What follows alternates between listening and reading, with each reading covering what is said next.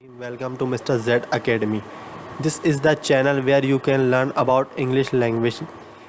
Whether you are just starting or want to improve yourself, we bring videos topic about English language step by step so everyone can learn about English language easily. Whether you are just starting or improve yourself, we are here to boost your English level from basic to advanced. So let's get started. Today we are gonna learn about English, what is English and how important it is in our future life. So let's get started. First of all, let's talk about the definition of noun. अगर आप Google पे जाएंगे और search करेंगे definition of noun तो आपके सामने बहुत सारी डेफिनेशन आ जाएंगी इंग्लिश लैंग्वेज की, लेकिन जो मोस्ट कॉमन डेफिनेशन है वो है there are 7,000 languages are spoken in the world such as Arabic, Chinese, French, Urdu, but English has become an international language and the way of communication. It helps us to communicate to everyone in the world. यानी जो हमारी जो दुनिया है इसमें 7,000 से ज़्यादा ज़बानें बोली और समझी जाती हैं, जिसमें अरबिक है, चाइनीज़ है, फ्रेंच है, उर्दू है और भी बहुत सारी ज़बान हैं। लेकिन इंग्लिश जो है ये एक इंटरनेशनल लैंग्वेज बन चुकी है और वे ऑफ कम्युनिकेशन यानी बात करने का एक ज़रिया बन चुकी है। क्यों? क्योंकि अगर एक अरबिक पर्सन किसी चाइनीज़ पर्सन से बात करेगा तो ज़रूरी है कि उस अरबिक पर्सन को चाइनीज़ आती हो या फिर चाइनीज़ पर्सन को अरबिक आती हो, जब भी वो उसकी बात को समझ सकता है और उसे जवाब दे सकता है। अगर एक फ्रेंच पर्सन किसी उर्दू स्पीकिंग पर्सन से बात करेगा तो फ्रेंच को उर्दू आनी चाहिए या फिर उर्दू स्पीकिंग पर्सन को फ्रेंच आनी चाहिए, जब भी वो एक दूसरे से कम्युनिकेट कर सकते हैं। लेकिन फ्रेंच को तो उर्दू आती ही नहीं, उर्दू स्पीकिंग पर्सन को फ्रेंच आती है। सो इंग्लिश जो है वो एक बेसिकली इन दोनों के दरमियान एक वे ऑफ कम्युनिकेशन है, क्योंकि उर्दू स्पीकिंग को भी इंग्लिश आती है और फ्रेंच को भी इंग्लिश आती है। अगर वो उससे पूछेगा हाउ आर यू तो उर्दू में वो जवाब नहीं देगा, वो उसको इंग्लिश में कहेगा कि आई एम फाइन। तो ये जो है ये बीच में एक दूसरे को कम्युनिकेट करने का एक ज़रिया है, क्योंकि ये हमारी मदद करती है हर उस पर्सन से बात करने को जिसको इंग्लिश आती है। और इस दुनिया में ऑलमोस्ट 80% 70% लोगों को इंग्लिश समझ में आती है, भले ही उनको बोलना नहीं आया लेकिन उनको समझ में आ जाती है।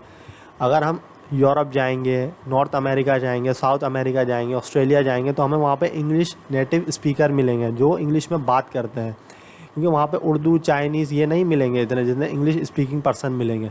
तो ज़रूरी है कि हमें इंग्लिश लैंग्वेज बोलना आती हो, भले ही हम इतनी ज़्यादा उसे हम समझ नहीं सके लेकिन हमें उसे जवाब देना आता हो। तो हम इस चैनल से मिस्टर जेड अकेडमी से यही अपनी वीडियोस में step by step easily understand करेंगे कि इंग्लिश बेसिकली होती क्या है और इसे हम किस तरह से आसान तरीके से सीख सकते हैं। इंग्लिश जो है इसके बेसिकली टाइप्स होती हैं, इसके पार्ट्स होते हैं। जिस तरह हर एक चीज़ जो है वो पार्ट से मिलकर बनती है, तो इंग्लिश की भी बेसिकली जो है वो 3 मोस्ट इम्पॉर्टेंट टाइप्स होती है। Number 1 parts of speech, number 2 tenses and number 3 he vocabulary. अब जो पार्ट्स ऑफ स्पीच होती हैं इसके अंदर हम एक टेंस को, एक सेंटेंस को बनाना सीखते हैं, क्योंकि ज़ाहिर सी बात है उसके बहुत से पार्ट्स होते हैं जिससे वो जॉइंट होकर उससे मिल के वो एक सेंटेंस बनता है, एक अपनी एक मीनिंग रखता है। जब तक हम उसे जोड़ेंगे नहीं तो वो अपनी एक मीनिंग नहीं रख सकता। For example he is a boy, अब ही ए अलग एक पार्ट है, इज़ एक अलग पार्ट है, अब बॉय ये एक अलग पार्ट है। जब हम इसे जोड़ेंगे तो वो एक टेंस बनेगा, वो एक मीनिंग रखेगा, वरना तो हम उसे जोड़ ही नहीं सकते। अब जो टेंस है ये मोस्ट इंपॉर्टेंट टॉपिक है इंग्लिश का, क्योंकि 80% ग्रामर जो है इंग्लिश की वो टेंस में कवर हो जाती है। और वोकेबलरी जो होती है इसके अंदर वर्ड्स होते हैं, और there are 10,000 plus words in English language. English language के अंदर 10,000 से ज़्यादा वर्ड्स हैं जो अपनी एक मीनिंग रखते हैं, जो हम अपनी एक फर्दर वीडियो में डिटेल्स से समझेंगे। तो स्पीच जो है इसके अंदर हमें नाउन मिल जाता है, प्रोनाउन होता है, वर्ब होता है, एडवर्ब होता है, एडजेक्टिव होता है, प्रीपोजिशन होता है, कंजंक्शन होता है, इंटरजेक्शन होता है। ये क्या है? ये पार्ट्स ऑफ स्पीच हैं और ये 8 हैं। अब नाउन किस चीज़ को कहते हैं ये हम अपनी फर्दर वीडियो में देखेंगे। प्रोनाउन किसे कहते हैं? Verb, adverb, adjective, preposition, conjunction, interjection. तो ये हम अपनी मज़ीद वीडियो में डिटेल से ईज़िली अंडरस्टैंड करेंगे। अब टेंसेस जो होते हैं ये मोस्ट इंपॉर्टेंट टॉपिक होता है इंग्लिश का, क्योंकि 80% ये ग्रामर कवर करते हैं इंग्लिश का। अब इसमें सिंपल सेंटेंसेस आते हैं, टेंसेस आते हैं, मॉडल टेंसेस आते हैं, एक्टिव और पैसिव टेंसेस आते हैं, कॉजेटिव टेंसेस आते हैं, डायरेक्ट एंड इनडायरेक्ट स्पीच आती है। तो ये सारे क्या हैं, ये टेंसेस हैं जो इंग्लिश ग्रामर का 80% ग्रामर को कवर करते हैं। के अंदर वर्ड्स आते हैं बहुत सारे, क्योंकि इंग्लिश के अंदर 10,000 से ज़्यादा वर्ड्स होते हैं। For example cat, apple, chair. अब कैट जो है वो एक बिल्ली का नाम होता है, एक जानवर का नाम होता है। एप्पल एक फल का नाम है। इसी तरह से चेयर एक मेज़ को कहते हैं, ये एक चीज़ का नाम है। तो इन सब की एक अलग मीनिंग है। हमें जब तक इनकी मीनिंग क्या नहीं मालूम होगा, हमें इसकी स्पेलिंग नहीं आएगी, हम इसे बोल नहीं सकते। क्योंकि हमें इंग्लिश सिर्फ बोलना नहीं बल्कि लिखना और समझ में भी आना चाहिए। जभी तो हम इंग्लिश के अंदर एक अपने एक ग्रिप पैदा कर सकते हैं, हम इजीली इंग्लिश को समझ सकते हैं, तभी तो हम उसे बोल सकेंगे। अगर हमें उसे समझ में ही नहीं आएगी तो हम उसे फिर किस तरह से बोलेंगे। तो वर्ड्स का सीखना बहुत ज़रूरी होता है इंग्लिश लैंग्वेज में। एंटोनियम, सिनोनियम्स जो होते हैं, ये अब एंटोनियम उन वर्ड्स को कहते हैं जो एक दूसरे की अपोजिट मीनिंग रखते हैं। For example day, night. अब डे सुबह को कहते हैं, दिन को कहते हैं, और नाइट जो है वो रात को कहते हैं। तो इनकी मीनिंग एक दूसरे के अपोजिट है, एक दूसरे की ही उलट मीनिंग रखते हैं। ये कभी भी एक मीनिंग नहीं रख सकते। तो ये इंटोनियम्स वर्ड्स होते हैं।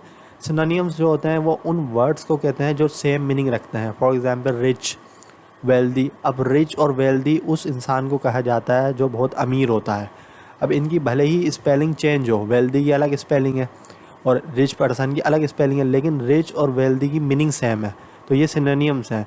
और इंटोनियम, सिनोनियम्स हर रिटन टेस्ट में, हर इंट्री टेस्ट में, हर जॉब के टेस्ट में ज़रूर आते हैं। ये इंग्लिश के पार्ट में ज़रूर आते हैं, इसलिए हमें इनको समझना आना चाहिए। अगर हमें इनकी मीनिंग नहीं पता होगी, हम इंग्लिश लैंग्वेज में तो क्या किसी पेपर में भी इसको हल नहीं कर सकते। सो हम अपनी मज़ीद वीडियो में जो हम लाएंगे मिस्टर जेड अकेडमी में ईज़िली अंडरस्टैंड करेंगे स्टेप बाय स्टेप। ईडियम्स, मुहावरे, उनको कहा जाता है, हम डेली लाइफ में हम उर्दू में जो मुहावरे कहते हैं उसे इंग्लिश में ईडियम्स कहा जाता है। For example a word to wise is enough. अब ये इंग्लिश का एक ईडियम्स है। इसकी उर्दू में मीनिंग क्या होगी कि एक समझदार इंसान के लिए इशारा काफ़ी है। अब इंग्लिश में हम लोग, उर्दू में हम लोग ये चीज़ बोलते हैं, ये मुहावरा बोलते हैं डेली लाइफ में, लेकिन इंग्लिश में हम लोग इसको इसी तरह बोलेंगे, a word to wise is enough. तो ईडियम जो है ये इंग्लिश में एक बहुत इम्पॉर्टेंट रोल प्ले करते हैं, क्योंकि जो नेटिव होते हैं जिनकी मदर टंग इंग्लिश है वो ईडियम्स का यूज़ करते हैं अपनी ये एडवांस लेवल को दूसरों को दिखाने के लिए। इसलिए अगर हम चाहते हैं कि हमारा बेसिक टू एडवांस लेवल हो इंग्लिश में, तो हमें ईडियम्स का सीखना समझना ज़रूरी है। आपको हमारी आज की वीडियो पसंद आई होगी। अगर आपको हमारी आज की वीडियो पसंद आई है तो आप हमारे चैनल को सब्सक्राइब करें, इस वीडियो को शेयर करें। Thanks for watching.